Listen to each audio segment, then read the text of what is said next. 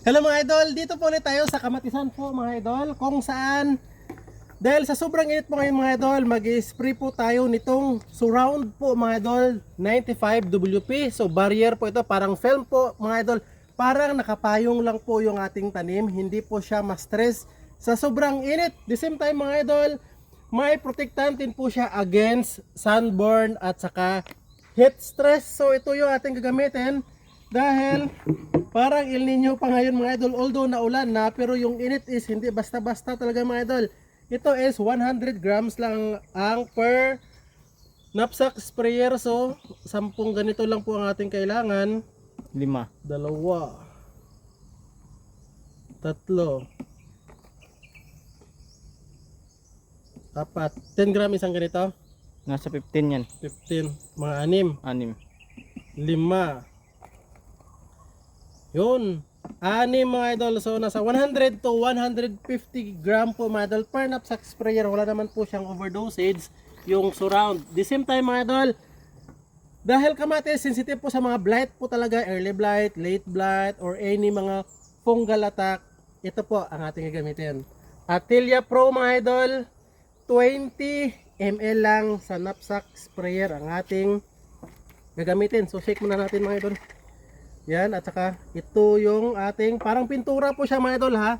Baka makabili po kayo ng mga piki-piki, parang pintura po siya, color blue po yung kanyang laman mga idol para sa late blight. So hindi pa naman naatake ng late blight yung kamatis natin, pero kailangan na nating unahan muna dahil mahirap po mag-control ng late blight kapag wala yan, 20 ml. Kapag pumasok na yung late blight, so ito ang gamit natin. So bagong labas po ito siya mga idol, bagong fungicide, kaya wala po siyang resistant para sa mga early at saka late blight. Yan, so ito na natin gagamitin, 16 liters knapsack sprayer, pang spray natin sa kamatis mga idol. Yun. Alright mga idol, ito na yung spray natin na Atilia Pro at saka surround po mga idol. So kung makita nyo po mga idol, katatapos na ng ulan kagabi. So sa kamatis kasi mga idol, kapag nagtag-ulan, prone po siya sa fungus. So yung Atilia Pro ang ating pang prevent para po sa mga blight po mga idol, early blight man or late blight.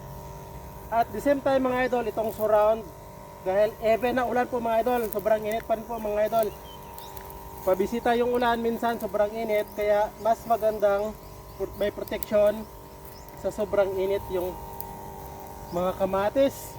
Tingnan niyo po mga idol. Yan, dahil yung Atilia Pro medyo pintura siya na blue, kaya parang may color po yung ating spraying. Yan, so lahat dapat tamaan po natin lahat mga idol. Yan. After this, kapag nag-dry na, medyo may puti-puti po yan siya sa dahon ng ating mga kamatis. It's yung ano po yun siya, parang protective film. Yun yung magko-cover para sa sunburn po yung ating mga kamatis. Tingnan niyo po. Ang ganda ng mga kamatis oh. Uy, sana swertihin sa presyo ngayon po. Maganda po yung presyuhan sa kamatis mga idol. I think nasa 1,600 ang crates ng kamatis. So ito, mga 1 month from now, pwede na siyang mag-start ng harvest. Oh. So naka-prepare na rin yung pang-sticking dito oh, para mabilis na lang siya. Uy, surte at naulanan yung mga kamatis. Sa mga lugar po mga idol na sobrang init po, yan kapag nagtanim po kayo, lalo na yung mga crops na sensitive po siya sa init, mas maganda subukan nyo po yung surround mga idol. Yun yung nagsisilbing parang umbrella ng ating tanim para sa init. Kumbaga kung sa tao pa siya, payong po natin para hindi po siya ma-stress sa init. Yan, mabilis kasi mamatay yung mga tanim kung bagong tanim tapos the same time nainit agad. Yan na oh. Yun, so liguan natin para proteksyon. Uy, kaganda. Uy, may pumasok na siya na mite siguro. May kulot pero okay lang po yan siya. ma-recover po natin yan. Uy, init na naman.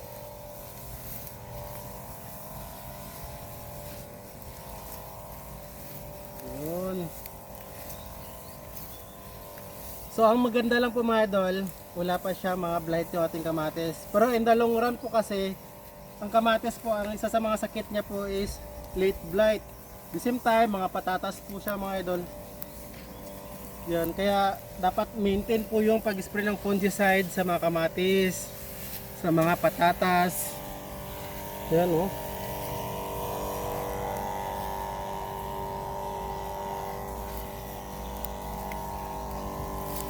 Ito. Soon po, subukan po natin i-fogging machine kung mayroon mga insekto na. Yan, sa ngayon kasi ilan pa lang ng mga white flies nakikita natin. Kaya pa naman po siya sa spraying. Ang pinakamaganda sa fogging machine kasi kapag makakapal na siya mga idol. Oh.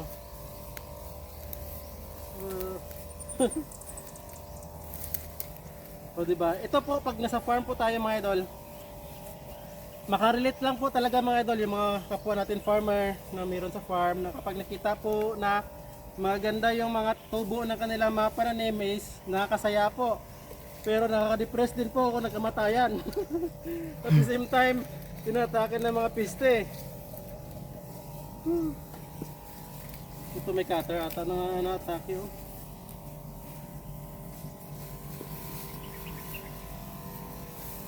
Yun lang mga idol.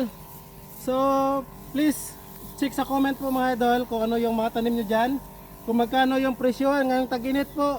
Okay pa ba yung presyo? Kasi siyempre, like sa akin, nung nakaraan, panay water pump po tayo. So magastos po sa gasolina.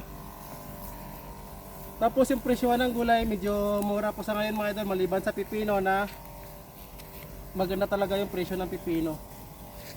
So hanggang dito, 1, 2, 3. 4 na linya yung kamatis po natin dito. Hanggang doon. Sana masabaybayan nyo po mga idol ang farming system po natin dito sa kamatis. Yan o. O diba?